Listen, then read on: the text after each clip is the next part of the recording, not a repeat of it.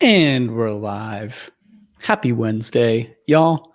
Welcome back to another edition of Happy Hour. Super excited to have you here. Super excited about today's topic as well. What I'm seeing for these shows, experiences, lives, I want to do more teaching around personal development topics because I love talking about it. I love sharing it. I love supporting people in understanding more about what's happening internally so that they can get responsible for it. They can do something about it, and they can make changes that make a difference for them. So excited to continue to explore that and see where that goes. As always, this live is sponsored by Uplift Apparel. Uplift Apparel really stands for and exists for two main things. First is to spread love. So all of the clothing that we create has loving, simple messages on them. We also exist to support mental health. So 10% of the profits from all sales go to support mental health advocacy organizations, some really cool organizations as well. So make sure to check that out, wearlift.com. I'll also put a discount code in the comments if that's of interest. It'll be discount code Happy Hour. Well, like I mentioned, I am super excited for this happy hour because today we're going to be talking about people pleasing, which is something that I myself personally have struggled with pretty much my entire life and have been working on breaking up pretty intensely for the last 4 or 5 years, both in a coaching perspective and a therapeutic perspective. And I want to share more information about it. I want to talk more about it. I want to just share more about my experience with it and what I've seen as effective and what works, because I think that a lot of people struggle with people pleasing. And I think the interesting thing about people pleasing is that, in that it is a bit different than other types of behavioral patterns that you might struggle with. People pleasing, I find a lot of times is actually affirmed is not the right word. Colluded with is not the right word. Enabled. It's enabled because nobody really has an issue if you're too nice and if you'll do things for them and bend over backwards and help them and support them. People tend to like that. And it's pretty rare that you'll find someone, unless they're a very good friend of yours, who will actively tell you, stop doing that, like knock that off, stop people pleasing, say no, set boundaries, stand up for yourself, etc. Those people are rare. And I want to be that person for you. Stop people pleasing if that is something that you struggle with. So I want to talk a bit about some of my experience with people pleasing, some of the things that I've come to realize about myself. I want to share a bit about some ways that you can start to become more aware of your people pleasing and understanding what drives it, like the key drivers of it. And then I want to talk at the end about specifically a few different areas where you can start to practice. So stuff like saying no, setting boundaries more effectively, and then also better prioritizing your self-care and well-being. And then some questions at the end before we wrap up for the day. So like I mentioned, this is a topic that is near and dear to my heart, mostly because I have struggled with people pleasing pretty much my entire life. When I look back, it makes a lot of sense given the dynamic of my family. The role that I kind of took on when I was much younger was that of a mediator. So in looking for the attention and space that I wanted in my family, I kind of took it on myself to be the person that kept the harmony, that tried to keep things light, and really kind of positioned myself in taking up as little space as possible. Being the yes person, being the person, that would be there, that would bend over backwards, that wouldn't say no.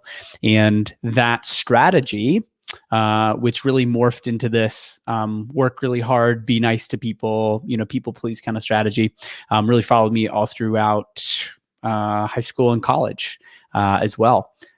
I unconsciously just became the nice guy. I was like, yes, I'll be friends with everybody. You want to be friends with me? Cool. Let's be friends. And that was kind of how I thought about myself. That's how I related to myself. Was I'm the person that everyone gets along with, that's really nice, and that works really hard. And like I mentioned, it followed me into college as well, where I really doubled down on that strategy. And then even afterwards, when I got into my first couple full-time roles, lots of people pleasing, saying yes, putting others before myself. And, I think part of the hard thing about people pleasing, and really what I found to be true, was people pleasing became part of my identity. Like, it became part of how I related to my own worth and value, and how I built a lot of my relationships. It kind of became this thing where it was like, well, this is part of who I am, and this is part of what people, or at least in my mind, this is what people like about me. This is why people like me. This is why people are in relationship with me, is because I'm super nice, because I say yes, because I'll go above and beyond for people. I'll always be there. I'll always say yes, etc. And so when I started to look at breaking up my people pleasing and starting to say no more often, and starting to be less nice and more direct and more honest and truthful, it was really scary, because in a sense, I was putting my own self-image, and I was putting the nature of my relationships at risk. Because when you change something about yourself, when you change who you are, when you change your identity, that you can't help but change the nature of your relationships, because that's how people know you. And when you start to change, it prompts them to question who they are in their relationship with you. And so oftentimes what you can find with people pleasing is that and really any identity change, is when you start to change that identity, you get pushback. You get people who like you the way that you are, and they like your niceness. They like your lack of boundaries. They like your willingness to drop everything that you're doing and run over and help them. And so you'll get some pushback. You get some judgment. You'll get people who will not like that. They will not like your boundary setting. And it is difficult. It's difficult to be with that, because we inherently are social creatures, and we value the relationships that we have with people.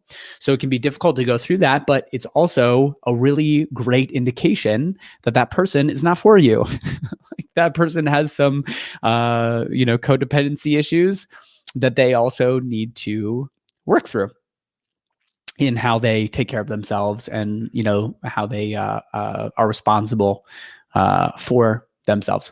So that was my experience, at least in some areas, was getting some pushback. And it was scary. It was scary to start to break up my people pleasing. It was scary to start to say no and set boundaries and do things differently, and not put my well-being behind doing things for other people, dropping everything that I was doing to take care of other people. And when we think about people pleasing, really the way that I define it is it's just an unhealthy tendency to put others before self. So this could be doing something that you don't want to do. It's how it shows up a lot. Saying yes when you really want to say no. Not having boundaries. Letting people cross those boundaries consistently. Letting people stay at your house when you want them to leave, and not saying to those people directly, hey, I need to go to sleep now, or I'm basically done with this hangout and I need you to leave now. Or dropping everything that you're doing to go help people, like being the go-to person at work, which makes it that much more difficult to get things done that you need to get done. It makes it very hard to move your own agenda forward when you are constantly putting other people's agenda before your own. So what I find a lot of times with people pleasing is there's this sense of disempowerment. There's this sense of feeling small.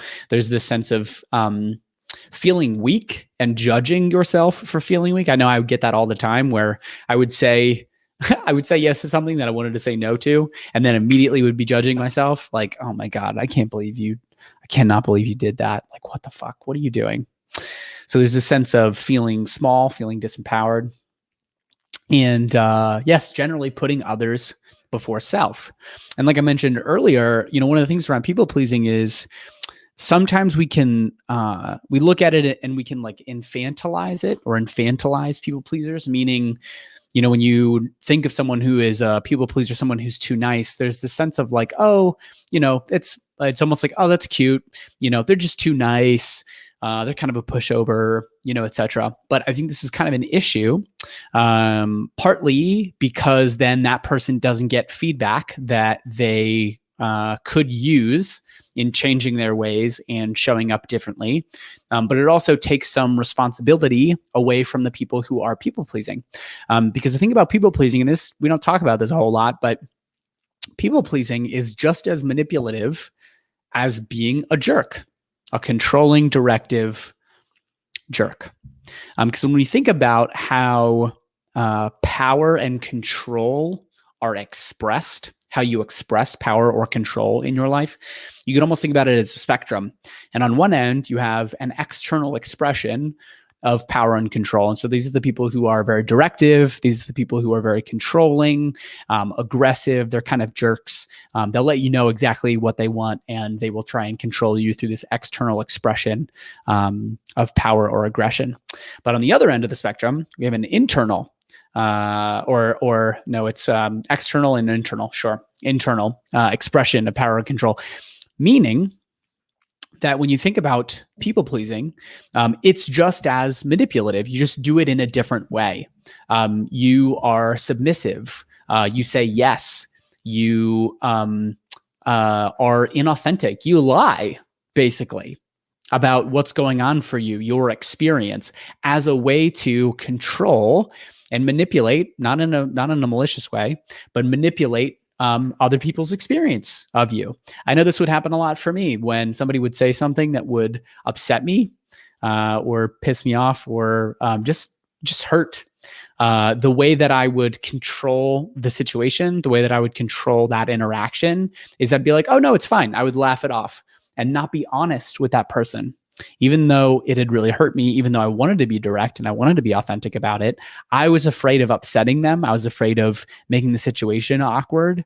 And so I would control the situation by being inauthentic, by lying, by not being straight and truthful about my internal experience at the time.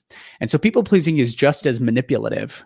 And I think it's an important distinction because it starts to put the power and responsibility back in the hands of people who are people pleasing to actually take a look at and start to really understand that this is something that gets in the way a lot of times. And not only does it get in the way of you feeling empowered and you feeling like, oh, I can go out and create this meaningful change, create the things that I want in my life, but it also stops people from being in intimate relationship with you. It also stops people from creating that level of connection and that level of intimacy because they're not getting the real you. They're getting a version. They're getting a positive, nice version of your experience. They're not getting the full truth. And I'm sure that this is, I'm sure if you ask people who I've had relationships with before, I'm sure they would tell you this exact thing, that they didn't get the full me because they didn't. They didn't. I was too afraid to share it.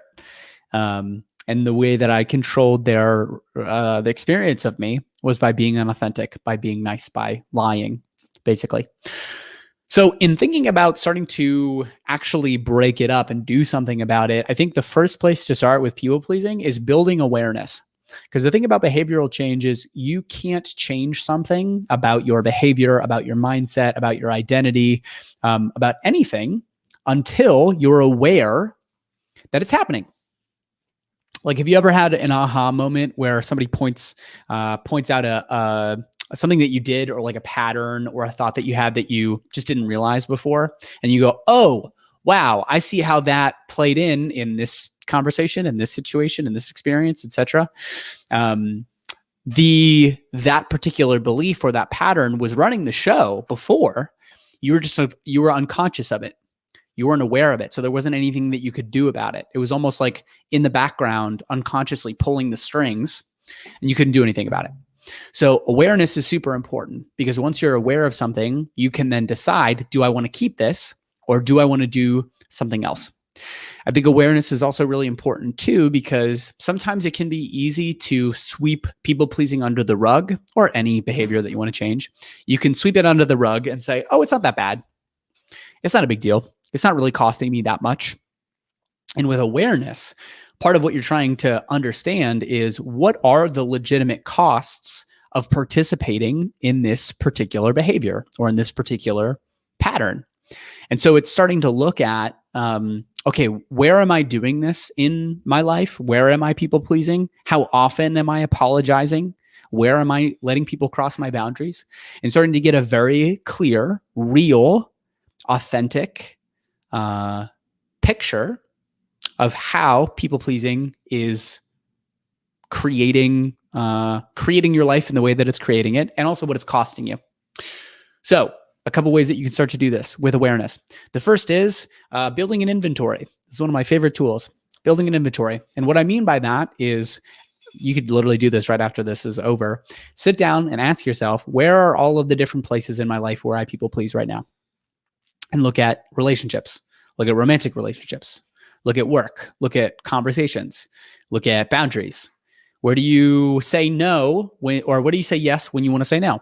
Where are you not setting boundaries with people because you're afraid of how it might upset them? Where are you not being real with people? Where has someone upset you and you're still holding on to that grudge? You're still holding on to that experience and you're not sharing that with them. Actually sit down and start to inventory all of the different ways in which you are people pleasing. And this is important because it's going to bring awareness to where it's happening. And one of the things that you'll also see is how insidious it is and how it shows up in so many different ways. It's not just the occasional, oh, yes, I'll say yes when I want to say no. Usually with people pleasing, it's a pretty core mechanism that we use to navigate life. And it also means that if it's a core mechanism, it also means that it's getting in the way of you creating the experience that you want and feeling more powerful. So starting to build awareness, building an inventory, starting to journal, and actually take time every day, every week to sit down with yourself and ask yourself, where is this showing up for me? Starting to build that awareness and noticing. The second piece is, after you start to build that awareness, is starting to contextualize all of those different instances. Because it's one thing to say, here's where I say yes when I want to say no, or here's where I don't set a boundary. That's great. That's really good information. And the next level of that is starting to contextualize it and ask, what is it that has me afraid to say no to this person?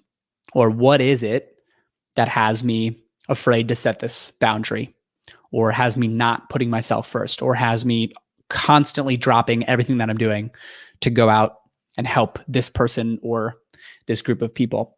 It's starting to understand the underlying stories and beliefs that are driving that behavior. The behavioral is the external expression of that internally held belief. And you'll start to see patterns in that. And you'll start to understand and notice, like, oh, I don't say no. I say yes here instead of saying no, even though I really want to, because I'm afraid of judgment. I'm afraid of upsetting someone. And that's important. Actually having ownership over that fear is important, again, because now you can do something about it. And you can ask yourself, do I want to let this fear continue to run the show? Do I want to let this fear of someone being upset continue to keep me stuck in the same place, continue to keep me feeling small, like I'm not getting what I want? Or do I want to do something about it? Do I want to do something different? Well, you'll also start to find too, in doing this contextualization work, is that you'll start to build out a more cohesive idea and story of your core beliefs, your core scripts, the core ways that you think about life. And that's really important. Because if you think about it in a broader scale, those are the things that really drive your behavior. Those are the things that drive your decision making. Those are the things that actually have your life go the way that it's going and have you create or not create the things that you want. And so that contextualizing, that diving a little bit deeper after you start to notice those different situations and patterns and events, really important. So you're building that awareness. You're starting to contextualize and understand, okay, why am I doing these things? What is it that I believe to be true about myself or others that has me doing these things? And once you're aware of that, it's then looking at, okay, I want to try something new now. I don't want to continue to succumb to this fear. I want to do something different about this. I want to act differently. I want to show up differently. So there are a couple different areas that I thought I would share some thoughts, things that I've noticed in my own growth and development, and things that I see a lot with clients. So a couple things that I'll share. The first is saying no. This is a big one, probably the one for people pleasers. And the piece that I want to share that I think is helpful in better understanding this or reframing your relationship to saying no is that when you say no in a situation where you want to say yes, that's not a real no. It's a lie. It is an inauthentic no. Because your head and your heart are not aligned on that. Your head says, I need to say yes because I'm afraid of what that person's going to think. I'm afraid of upsetting that person. But your heart says, no, I don't have the time. I don't like this person. I don't want to do this project.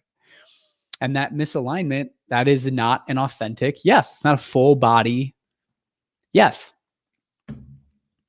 So part of it is starting to take ownership of where you're lying, where you're being inauthentic, where you're telling someone that something is true when it's not.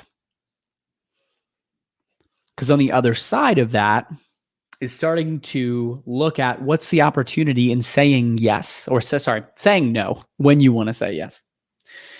What is the opportunity in saying no more consistently? What is the opportunity in protecting your time and energy? What's the opportunity in having people be responsible for their own stuff? There's a lot of power in no. There's a lot of power in not taking responsibility for things that are not yours. And the piece, and I'll say this for all of these, the piece around saying no is it doesn't get any easier unless you practice. It's not like somehow you're going to wake up one day and be like, oh, I'm no longer afraid of saying no to people. And now it's easy. The first few times, it's going to be really difficult. It's just like any other building, any other habit or changing any other behavior. There's an investment on the front end that you have to be willing to go through in service of creating something different, in service of getting to the point where you realize that your saying no doesn't mean anything about you. It doesn't make you less responsible. It doesn't make you lazy. It doesn't make you a bad friend. It doesn't make you a bad person. It's actually the opposite. It makes you a very responsible person, because you're only doing things that you are genuinely excited about and that you genuinely have the capacity to take on. Starting to build more alignment, being more in integrity as a person. There's a lot of power in that. So 2 things that you can do in practicing saying no. Well, maybe 3. First is practice on a gradient. So there are things where it will be more difficult to say no. If you have a boss, for example, and they're asking you to take on more work, could be a lot more difficult to say no to those things. Versus if a friend asks you out to lunch and you don't want to go, might be a little bit easier to say no to that person. You could even let them in and say, hey, this is what I'm practicing. Will you support me in practicing this new skill? So that's the first thing. Second thing is a more what I would call proactive no.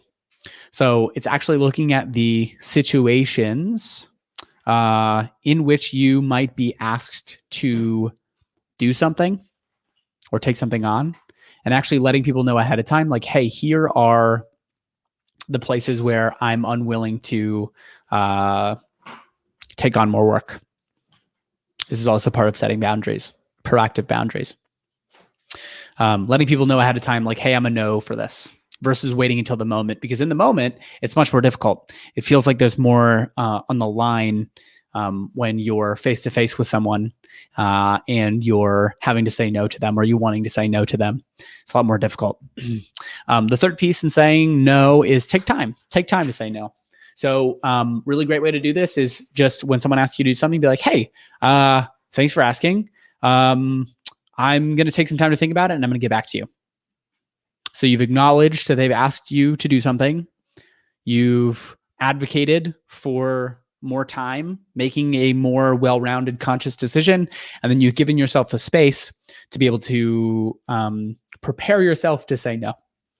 You wait a day and then go, hey, this isn't going to work for me. No, thanks. So those are the three things in saying something, saying no more often. Be proactive, do it on a lower gradient, and then take time to say no. Second piece, second place to try something new in the realm of breaking up your people pleasing is setting boundaries. Setting boundaries is very difficult, can be very difficult in the beginning. If you haven't set boundaries before, it can feel very scary. My experience of setting boundaries was that I felt as though I was taking something away from someone else when I set a boundary and said, hey, I can't have this conversation right now with you. I don't have space for this conversation. Or, hey, I would prefer that you not reach out to me, or please don't reach out to me during XYZ time in the evening. Or I don't work on the weekends anymore, or whatever it is. It felt scary, like I mentioned, because it felt like I was taking something from someone, because I was. In setting boundaries, you are taking back your time and energy. As people pleasers, part of the story that we've developed is that our time and energy belongs to other people. They have first dibs on it. They have claim over it before we do. And so it can feel scary when you set a boundary because, again, it feels like you're taking, and you are. You're taking your time and energy back from other people. Scary in the beginning, incredibly powerful the more that you do it. There's also sometimes one of the other things that I notice in people pleasing, and especially with boundaries, is there's a feeling like we need to justify or explain and have a good enough reason to set a boundary. And what I want to make super clear is you don't need any reason to set a boundary other than you feel like it. That's it. That's it. Because the justification and the needing a reason is more of that story that your time originally belongs to someone else, and you have to explain to them, you have to justify, you have to come up with a good enough reason why you can take that back from them. It's just not true. The big piece here, setting boundaries, I guess two things. One is, would definitely encourage you to inventory where your boundaries are right now. If you've never done this, it can be a really enlightening exercise. Actually sitting down and asking yourself, where are my boundaries with my time, with my energy, in relationships, with my money? Can be really helpful too to ask yourself in that inventory, where am I not honoring my boundaries right now? Where am I letting other people or myself violate my own boundaries? A good indicator of this is anywhere that you feel resentful. If you said yes to something, for example, but you wanted to say no, you feel resentful, it's a boundary. You didn't set the boundary. You didn't say no. And there's an opportunity in that, with that resentment, to then look at, okay, well, how do I remedy this? Can I go back in with this person and set this boundary again? So first, inventory your boundaries. Second, similar to saying no, proactive boundaries. If you start to bring more awareness to where your boundaries are, you can actually go out and proactively set them with people, with clients, for example, or with your boss. Like, hey, moving forward, here are my new boundaries. Here's when I will take calls. Here's when you can reach out to me, et cetera, et cetera. Or I will come to your party, but just as a heads up, I'm leaving. I got to leave by 8 because I'm tired. You're proactively setting expectations, proactively setting boundaries with that person. Last piece, I'll answer Amber's question because it was a great question. Prioritizing your self-care. Somewhat similar to setting boundaries, right? We feel that our time and energy is someone else's first. So it becomes very difficult to feel that we are allowed or justified in taking time for ourselves and prioritizing ourselves. But with people pleasers especially, this is extremely important. Putting yourself first, taking better care of yourself. I was in a conversation today. I was presenting today about well-being and how to take better care of yourself. And the analogy that I was using, and you've likely heard it before, but it's the idea of putting your oxygen mask on first before helping other people. Because ultimately, you can't do your best work out in the world unless you are filling your own cup, unless you are taking care of yourself first. You can't pour from an empty cup. You have to fill your cup first, and then whatever flows over, you can then share with other people. So in prioritizing self-care, again, comes back to awareness. Get clear on what do you need? What are your self-care needs? What are your well-being needs? What do you need on a daily, weekly basis to feel your best in the physical realm, emotional, mental, relational, spiritual? And then put those on your calendar. Literally, proactively block out that time on your calendar, non-negotiable. This is the time that I'm taking for me. This is the time that I'm taking to take care of myself. And if you practice those first two, saying no more consistently and setting boundaries, this third one, prioritizing your self-care, will be way easier. So those are the three pieces. Building awareness, start to contextualize and understand the underlying stories and beliefs at play, and then try something new. And the thing that I want to double click, is that how I want to say that? Emphasize, is that this will never feel comfortable. Never. It will never feel comfortable. The fear will never go away in the beginning of what is going to happen if I say no to this person that I've never said no to before.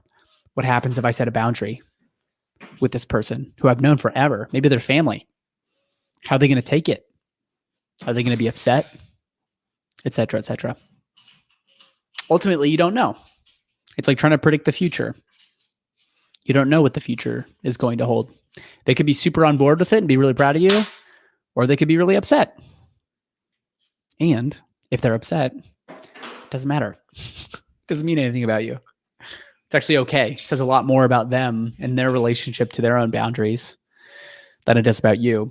Because ultimately, you're doing that intentionally. There's intention behind your choosing to break up your people pleasing. And that's the difference between impact and intention. You don't know what the impact's going to be. You have no idea. People are people. People are going to react exactly how they're going to react. The only thing that you can be responsible for is the intention that you bring. And if your intention is loving, if your intention is to create a different experience for yourself, you can then clean up whatever the impact is. You can clean up however people respond to it. Doesn't mean anything about you. Amber asked a really great question. She says, what's the best way to be assertive and have a voice while keeping the peace? Well, I think part of what I would offer is the piece that I just shared around intention and impact. So, even in the question, there's this concept of what it means to keep the peace, as though it's our responsibility to control for other people's emotional state, or I need to be responsible for the harmony of the group, or making sure that someone else isn't upset. And ultimately, we can't. We have no idea. We could say the most loving, nice thing to someone, and they could be incredibly pissed off and very not peaceful. We just don't know. It's the impact of it.